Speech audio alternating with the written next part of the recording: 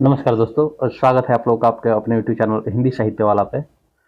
और हम लोग जो आचार्य रामचंद्र शुक्ल कृत हिंदी साहित्य के इतिहास से संबंधित नोट्स तैयार कर रहे हैं। तो उसमें हम लोग का आज का नेक्स्ट क्लास होगा और आज हम लोग शुरुआत करेंगे आधुनिक काल। ठीक है, इसके पीछे आप लोग को एक बार याद दिलाना चाहेंगे। हम लोगों ने आदिकाल, भक्ति काल, रीतिकाल से संबंधित नोट्स तैयार किए।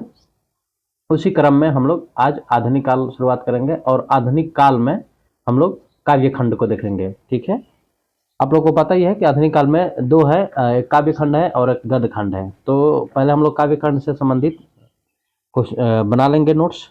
उसके बाद हम लोग आधुनिक काल के गद्य खंड से चीज़ें देखेंगे। तो चलिए आज की क्लास शुरुआत करते हैं और देखते हैं आधुनिक काल को आचार्य शुक्ल जी ने काव्य खंड को कितने प्रकरणों में बांटा है। तो सबसे पहले हम लोग प्रकरण पे बात कर लेंगे। ठीक है, उसके बाद हम लोग एक एक प्रकरण करके देखेंगे। तो जो सबसे पहला प्रकरण है आप लोग के सामने है, देख सकते हैं यहाँ।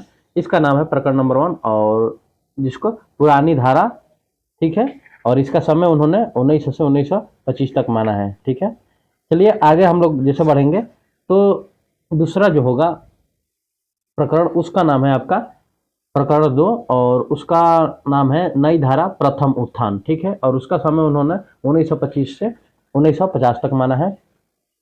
और जो प्रकरण नंबर 3 है उसका नाम है आपका नई धारा और उसके नाम है द्वितीय उत्थान आगे, और उसका समय उन्होंने 1950 से 1975 तक माना है।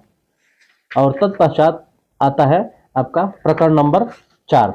ठीक है, और प्रकरण नंबर 4 को वो नई धारा में तृतीय उत्थान नाम देते हैं और आगे उनको वर्तमान की काव्य धाराएं नाम देते हैं। और उसका समय उन्होंने 1975 से शुक्ल जी के समय तक माना है। ठीक है, तो ये रहा कुछ आपके प्रकरणों के नाम और उनके नाम। ठीक है, अब हम लोग क्या करेंगे कि जैसा कि आप लोगों को सामने स्क्रीन पे दिखाई दे रहा होगा प्रकरण नंबर 1। तो प्रकरण नंबर 1 से संबंधित हम लोग आज की क्लास में महत्वपूर्ण नोट्स तैयार करेंगे और फिर नेक्स्ट क्लास से हम लोग एक एक प्रकरण को लेकर आगे बढ़ेंगे जैसा कि पिछली कक्षाओं में करते आ रहे हैं। तो चलिए आज की क्लास शुरुआत करते हैं। जैसा कि आप लोग देख सकते हैं सबसे पहले ही कि पुरानी परिपाटी, जैसे पुरानी धारा इसका नाम दिया है या पुरानी परिपाटी उन्होंने। तो पुरानी परिपाटी का मतलब क्या है? तो पुरानी परिपाटी की कविता से आशय ब्रजभाषा काव्य परंपरा से है। ठीक है, ये क्वेश्चन बहुत नॉर्मल बात है आना, और बहुत ये यूनिक क्वेश्चन भी एक तरफ से बन सकता है कि पुरानी धारा क्यों नाम दिए उन्होंने शुक्ल जी ने अपने प्रथम प्रकरण में आधुनिक काव्य में। तो क्यों? क्योंकि उन्होंने चाहे आशय पूछ सकता है तो पुरानी परिपाटी की कविता का आशय ब्रजभाषा या काव्य परंपरा से है। ठीक है, नेक्स्ट पॉइंट होगा कि पुरानी परिपाटी को दो प्रकार के कवियों में उल्लेख सॉरी पुरानी परिपाटी में दो प्रकार के कवियों का उल्लेख मिलता है। तो आइए हम लोग बात करते हैं किस किस प्रकार के कवियों का उल्लेख मिलता है यहाँ पे। जैसे पहला है कि वे कवि जो केवल पुरानी परिपाटी की कविताएं लिखते थे, और दूसरा में वे कि वे जिन्होंने एक ओर तो हिंदी साहित्य की नवीन गति के प्रवर्तन में योगदान दिया, दूसरी ओर पुरानी परिपाटी के साथ भी अपना पूरा संबंध बनाए रखा। तो ये दो तरह के पुरानी धारा में या पुरानी परिपाटी में कवियों का उल्लेख किए हैं शुक्ल जी ने। उसके पश्चात आइए हम लोग आगे देखते हैं कि पुरानी धारा के काव्य के संबंध में शुक्ल जी ने क्या लिखा है। तो आइए हम लोग देखते हैं आगे। जैसे कि देख सकते हैं यहाँ, गद्य के आविर्भाव और विकास काल से लेकर अब तक कविता की वह परंपरा चलती आ रही है जिसका वर्णन भक्ति काल और रीति काल के भीतर हुआ है। भक्ति भाव के भजनों, राजवंश के ऐतिहासिक चरित काव्यों, अलंकार और नायिका भेद के ग्रंथों तथा श्रृंगार और वीर रस के कवित स्वयों और दोहों की रचना बराबर होती आ रही है। नेक्स्ट जो पॉइंट है कि ब्रजभाषा काव्य की परंपरा गुजरात से लेकर बिहार तक और कुमाऊं गढ़वाल से लेकर दक्षिण भारत की सीमा तक बराबर चलती आई है। नेक्स्ट पॉइंट है कि बाबा रघुनाथ दास राम स्नेही के संबंध में इन्होंने लिखा है। आइए क्या लिखे हैं कि ये अयोध्या के एक साधु थे और अपने समय के बड़े भारी महात्मा माने जाते थे। तो कुछ ये चीज़ें हैं आपके आधुनिक काव्य खंड में। आइए अब हम लोग क्या करेंगे कि एक एक जो आधुनिक काव्य खंड में जो महत्वपूर्ण थे लेखक या कह सकते हैं कवि, उनके बारे में हम लोग पढ़ेंगे। तो आइए, जैसे राजा लक्ष्मण सिंह हैं, तो आइए इनके बारे में कुछ महत्वपूर्ण नोट्स ये देखते हैं या महत्वपूर्ण पॉइंट कि शुक्ल जी क्या कहते हैं। जैसे ये हिंदी गद्य के प्रवर्तकों में हैं, इनकी ब्रजभाषा की कविता भी बड़ी ही मधुर और सरस होती थी। ब्रजभाषा की सहज मिठास इनकी वाणी में टपक पड़ती है। और नेक्स्ट है कि मेघदूत और मनोहर काव्य के लिए ऐसा ही अनुवादक होना चाहिए था। इस अनुवादक के स्वय्ये बहुत ही ललित और सुंदर है। जहाँ चौपाई दोहे आए हैं वे स्थल उतने सरस नहीं है। जो दूसरा नाम आता है इस काव्य खंड में, प्रथम प्रकरण में, वो है बाबू जगन्नाथ दास रत्नाकर।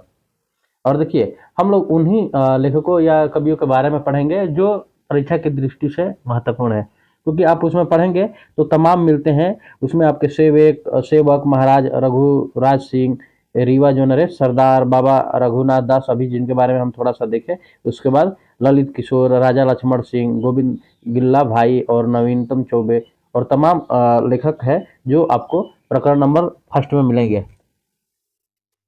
लेकिन हम लोग क्या करेंगे कि केवल उन्हीं के बारे में पढ़ेंगे जो परीक्षा की दृष्टि से महत्वपूर्ण है या परीक्षा में आ चुके हैं। ठीक है, क्योंकि समझते ही हैं कि अगर पूरी चीज़ें पढ़ी जाए तो पढ़ते रहेंगे और जिसका लाभ कभी कभी नहीं होता है। तो चलिए हम लोग उन्हीं बिंदुओं पर ध्यान देंगे जो परीक्षा की दृष्टि से महत्वपूर्ण है। आइए हम लोग देखते हैं बाबू जगन्नाथ दास रत्नाकर के बारे में। इनकी कविता बड़े बड़े पुराने कवियों की टक्कर की होती थी।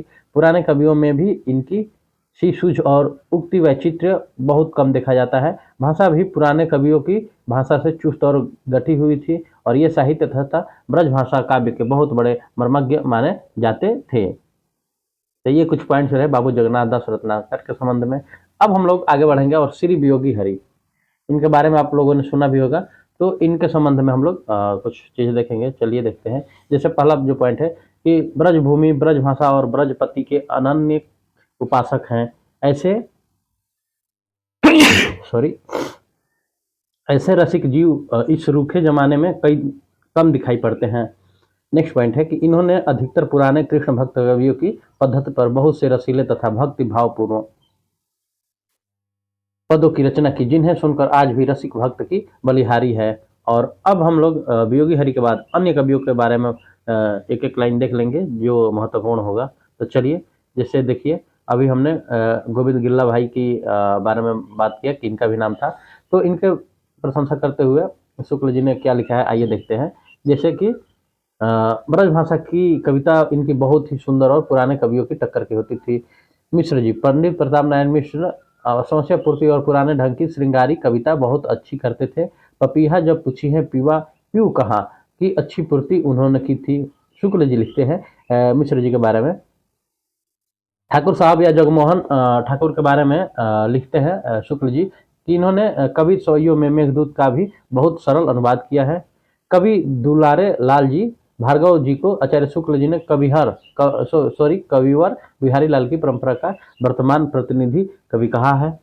अब हम लोग इसके बाद आगे बढ़ेंगे तो देखेंगे जो नेक्स्ट पॉइंट है कि कुछ दोहों में देशभक्ति, अछूतोद्धार, राष्ट्रीय आंदोलन इत्यादि की भावना का अनूठेपन के साथ समावेश करके इन्होंने पुराने सांचे में नया मसाला ढालने की अच्छी कला दिखाई है। आधुनिक काव्य क्षेत्र में दुलारे लाल जी ने ब्रज भाषा काव्य चमत्कार पद्धति का एक प्रकार से पुनरुद्धार किया है। तो ये कुछ महत्वपूर्ण पॉइंट्स रहे जो परीक्षा की दृष्टि से महत्वपूर्ण थे, जिनको हम लोगों ने आज की क्लास में पढ़ा। ठीक है, नेक्स्ट जो क्लास होगी कल प्रकरण नंबर 2, उसमें हम लोग नई धारा जिसका नाम है प्रथम उत्थान 1925 से 1950 तक, तो उसको देखेंगे।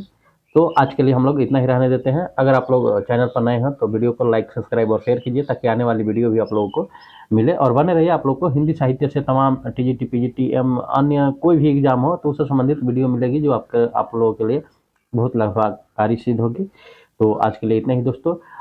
मिलते हैं आप लोग से नेक्स्ट वीडियो में ऐसे ही कुछ महत्वपूर्ण नोट्स लेकर। आज के लिए इतना ही। धन्यवाद। Thank you.